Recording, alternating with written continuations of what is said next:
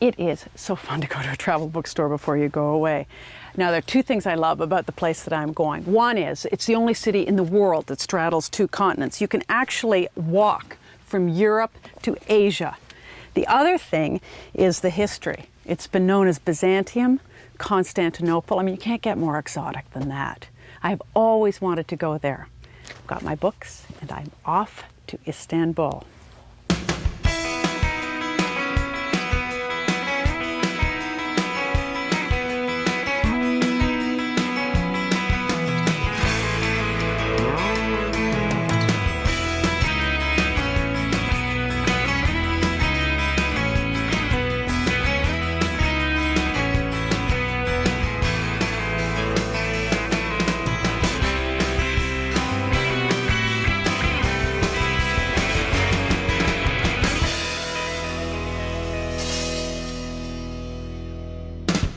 Even to the just-arrived jet-lagged eye, the skyline of the modern city is rich with the splendor of ancient empires, tucked into a teeming metropolis of 15 million people, at the point where one continent poetically ends and another begins.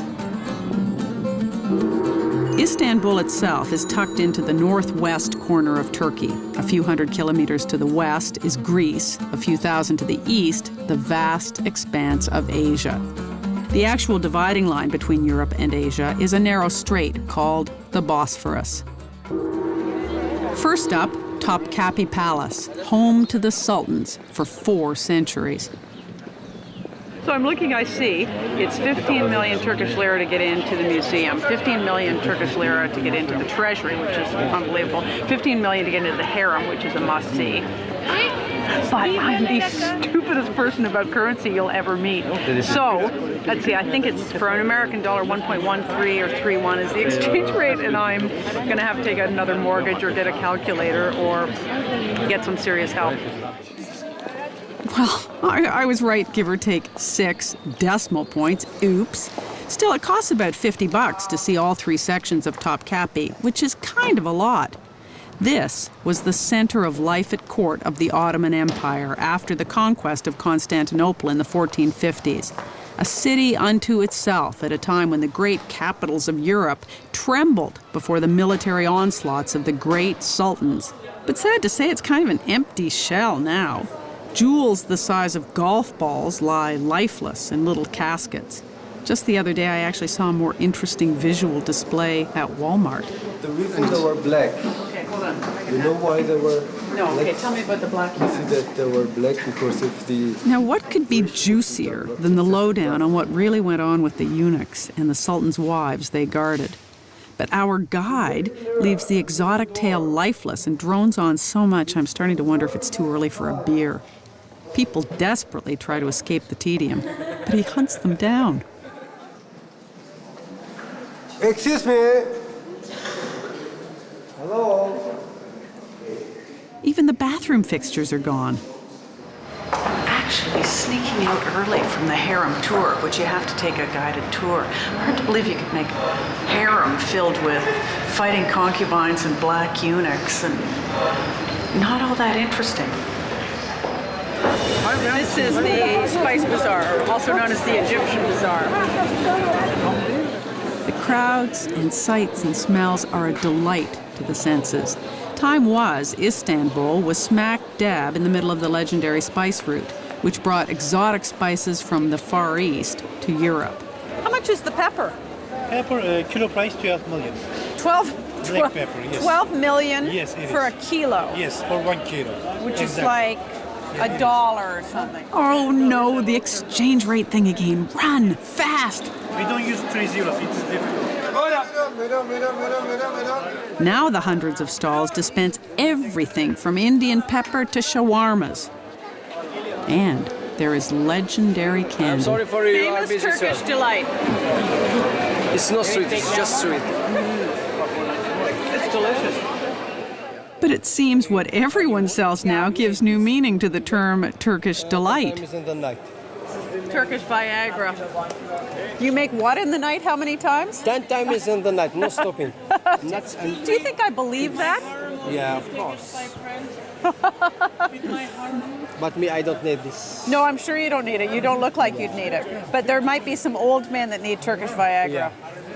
Everyone is flogging these aphrodisiacs. It's crazy. So this is the Sultan's paste. Takes its name from Suleiman the Magnificent, the most glorious of the Ottoman sultans. And he had the largest harem in history. I guess if you've got any kind of a problem, you just spread this on your toast. You would think Turkish women would be walking around with smiles on their faces and a radiant glow.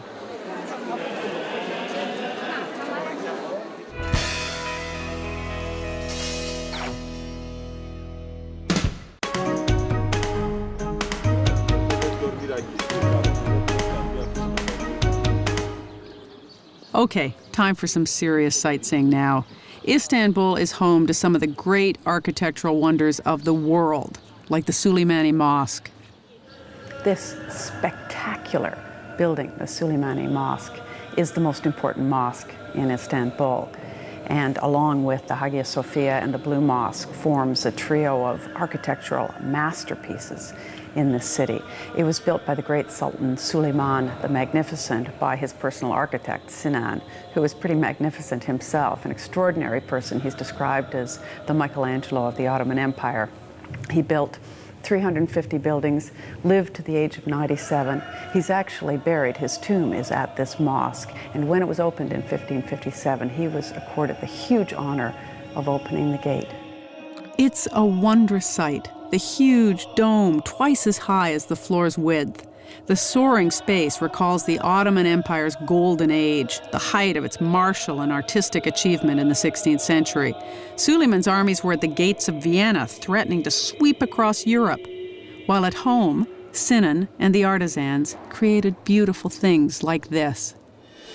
You may have noticed I am totally into this Europe-Asia side-by-side thing. So this morning I'm going to spend sailing to and fro across the Bosphorus with my trusty guide, whom I call Billy. His real name's Bülent. There's a nice breakfast on board. Some ancient Turkish tradition, no doubt. What's it called again? Post. We just call it post. It is a simple pleasure to watch the shoreline go by, erupting with palaces and minarets. And in a very few minutes, I'm in Asia, just like that. So we're in Asia now. Yeah, we're in Piece Asia, of cake. you see? Just only 20 minutes. The start of a whole new continent. And that is so neat. A quick ride up the hill takes us to a panoramic view of the city, which the smog intrudes on. But I have the best time with these street kids selling postcards and stuff, but who apparently have a very keen interest in Sony digital technology. One. Hey. One. No. Somebody pause for me. Here, okay, 1, 2, 3. There, oh, see? Kendini gördü. But there's still much to be seen, and it's back to the ferry. It's incredibly cheap and a wonderful thing to do, to just hop on the ferries, and basically you can ride along the Bosphorus, you can see the sights along the river, which are extraordinary, and just crisscross between Europe and Asia. Is this another timeless Ottoman masterpiece? The former palace of a sultan or Roman emperor?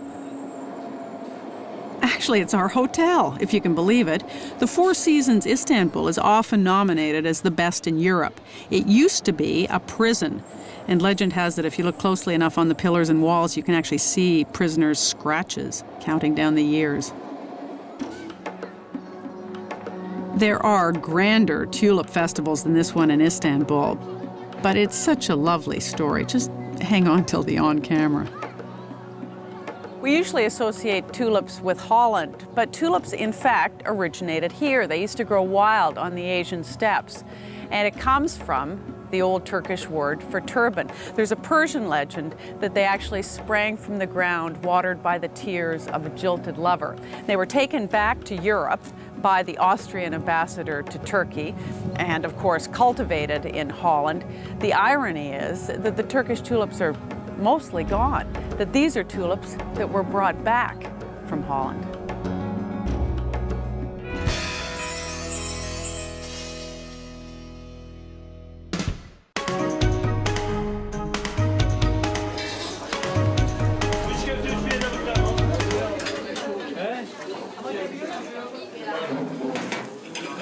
This is the hottest place in town for lunch, the best kefta in Istanbul, according to Billy, and we're lucky to get a table. Kefta are meatballs, ground beef. Or at least they told me it was ground beef. This is perfect. After rushing around sightseeing in the Sultanahmet, Blue Mosque, Hagia Sophia, you can whip in here to the Köftecisi, sort of meatball house. Instantly on the table, they've got the specialty, which is meatballs and pickles, which look fantastic. Salad with beans. They got the celebrity endorsements. It's a celebrity diner. And what better after a traditional Turkish lunch than a traditional water pipe or hookah? I'm afraid the scene does involve the use of tobacco, but it is only in the interest of experiencing local customs. The owner graciously comes over to instruct me in the finer points, but it takes a while to get a hang of it. I got it now. In this room full of men, because I don't think they get a whole lot of women here, they just sit silently puffing away for hours, staring blankly in a mellow kind of fog. Is that real apple? Is that fresh apple?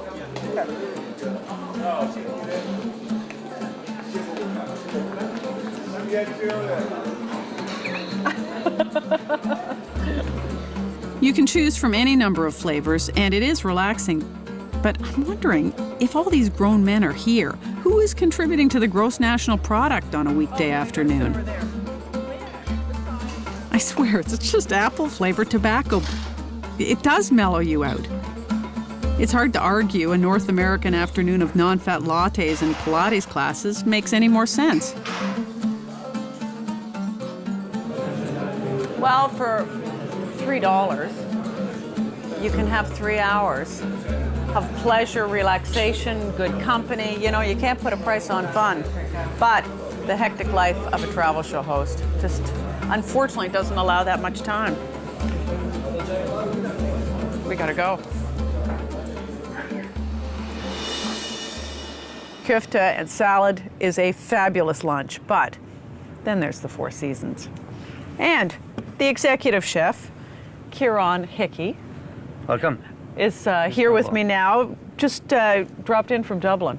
With a couple of canapes. A good Irish boy cooking up Turkish delights. Yes, we've been playing around with the Turkish food a little bit, mixing with the international food and trying to come up with our own little take on things. Mm-hmm. So we hope you enjoy it. So what have you got?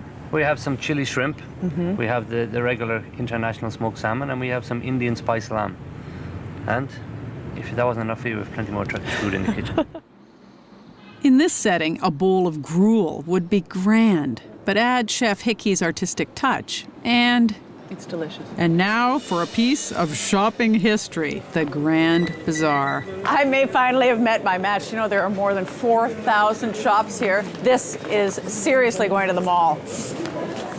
This maze of shops has only been here since about 40 years before Columbus discovered America.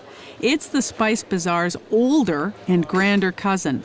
The clothes and jewelry are as good as anything you will ever see, with prices to match. The world's oldest mall might just be the best. And as a bonus, the shopkeepers are hilarious. They not only have great stuff, but it's like they all went to stand-up comic school. No, I'm just looking, thank you. I'm just selling. I'll give you another chance. Hello. Yes, I'm sure. Gets me afraid to make eye contact. You're doomed. Oh my gosh. 10 billion smiling Turkish men. Come here, my dear. Hello, yes, lovely, lovely. Nice to meet you. Oh my gosh. Nice to meet you too. They are ever so witty and charming, but I managed to escape with my credit rating intact. I have my eye on one prize. Hello, can I help you? Oh, I'd love to learn about carpets. Very good. We have some beautiful carpets and great prices for you. Come on in. I bet. All right. Our guide to the wonderful world of Turkish carpets is Metin, whose family has sold carpets for 5 generations. Quality rugs in the world. His shop is like an art gallery. It's a 16th century lodge once used by the old spice route traders, and it's full of works of art, really. Silk, pure silk. How much do rugs cost? What's the range? There are carpets anywhere from, say, like $100 up to several $100,000. The ceremony slowly unfolds. First, a few of the finer details. And as we will walk towards the other side, can you see that? Yeah, I It's see. like Changes day and night completely. differences. Yeah. Then, the business side kicks in. That's Do you it. bargain? You can't buy a carpet without bargaining. It's the charm. If I want this one, I love that silk one. Can I walk on it? Sure, we can walk With my on bare everything. Even with your shoes, No, but I wanna probably walk- it will look nicer with the bare feet. Yeah. Ooh, need a pedicure. It's really beautiful. What's the very best price, Metin? Well, I know what the tag says, but I can't say you what the tag says. The best. Okay. The best price is still pretty breathtaking. Is that lira or dollars? That's dollars. That's U.S. dollars? This time it's dollars. Oh my gosh. You know what? Let me get you a cup of tea. It'll help you to digest the price you heard. And so we move on to delicious apple tea and more chat and charm. More carpets come out. He says there was a mountain of carpets when Madeleine Albright came, but ultimately I reluctantly decline. Very grateful for the lesson in a Turkish custom and an hour of Turkish hospitality. Well, anyway, we may be just content with tea then. Of course, why not?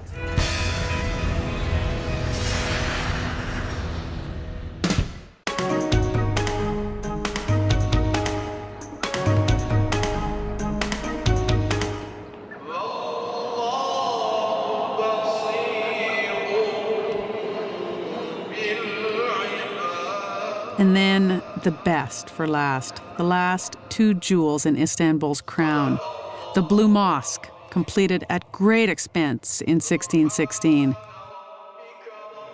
This is one of the most beautiful and famous places of worship on this planet, of any faith. The Blue Mosque takes its name from these extraordinary blue isnit tiles. There are 22,000 of them made specifically for this mosque. I guess most people don't get the privilege of leaving their fingerprints on them.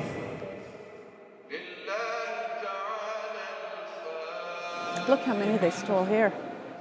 Vandals have made off with more than a few of the priceless tiles over the centuries. Who would do that? And people worship here. It's not just a museum. I've not spent that much time in Muslim countries, and it is wonderful to see the face of Islam in these handsome old men and fathers with their sons, as they tolerantly allow us to record their afternoon prayers. They then let me sneak up the 170 stairs, and trust me, I counted every last one, to the top of one of the mosque's minarets. I am standing at the top of one of the 6 minarets of the Blue Mosque. This is just absolutely unbelievable. This is the only mosque in Turkey that has 6 minarets, and when it was built, it was seemed to be a bit over the top and ostentatious. The story is that when the Sultan spoke to his architect and was ordering up the plans, he asked for a gold minaret. But the word for gold in Turkey sounds like the word for 6, alta, alten, and so he ended up with 6 minarets and not a gold one. And then the church called Hagia Sophia, or Divine Wisdom, a stunning legacy of the Roman Empire. Somewhere on this floor, the Roman Emperor Justinian might have sat when the church was opened in the 6th century. Not until the genius of Michelangelo 1,000 years later would it be surpassed by St. Peter's in Rome. Just brings tears to your eyes. It's not full of incredible works of art, but as someone once wrote, age cannot wither her. What began as a church became a mosque and is now a museum. It's a wonder it is still here at all. This building has been here since 537. It was a church for 916 years. It was a mosque for another 481. It's been a museum for almost 70.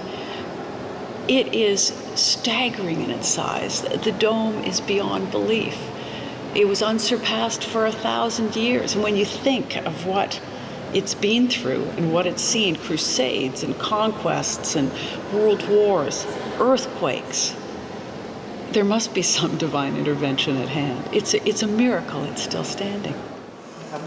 It is worth the additional charge to see the second floor.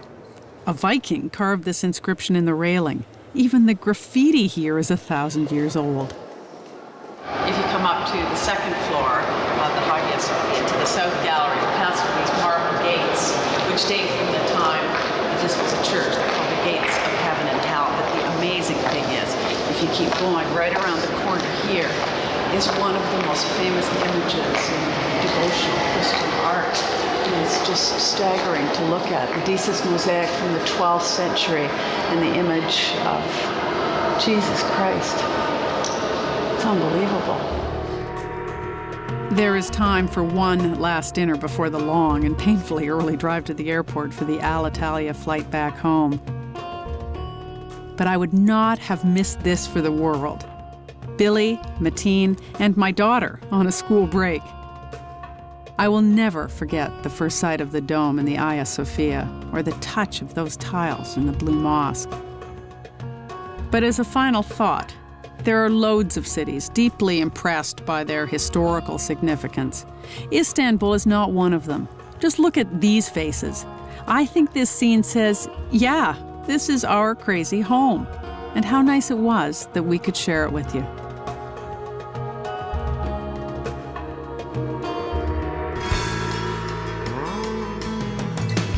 Your pictures in here? Bir dakika çekme bak. You're in this book? Şapkayı giyeyim dur. Yeah, let me see your hat. Olur ki burada olur. Yeah, it's him. See?